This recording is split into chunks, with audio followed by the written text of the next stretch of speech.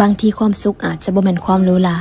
แต่เป็นความธรรมดาที่เรียบง่ายอย่าไปให้ค่ากับความสมบูรณ์แบบจนเกินไปจนลืมความสุขจากสิ่งใกล้ๆตัวความจริงแล้วความสุขก็อยู่ในนี่อยู่ใกล้จนเราแนมบ่เห็นตอนที่เฮาเอาแต่ไขว่คว้าหามันกับรู้สึกว่าทางข้างหน้ามันมืดมนและความสุขก็ยิ่งไกลออกไปกลับมาอยู่กับปัจจุบันหันมาแนมเบิ่งคนใกล้ตัวกลับมาใส่ใจสิ่งที่เฮามีพัฒนาสิ่งที่เฮาเป็นและตั้งใจเฮ็ดปัจจุบันในตอนนี้ให้มันดีกว่าเมื่อวานที่เคยเป็นความสุขมันคือความพอใจมันคือมือที่ใจเฮาเบิกบานลองปล่อยผ่านและให้อภัยกับความผิดพลาดผู้อื่นง่ายๆอย่าถือสาหาความการจับดีผู้อื่นก็บ่ได้หมายความว่าเฮาเป็นคนดีแต่อย่างน้อยๆมันก็ให้ใจเฮาเบาขึ้นในโลกนี้มีคน 7,000 ล้านคนต่าง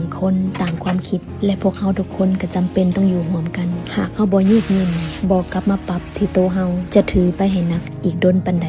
จึงจะปล่อยวาง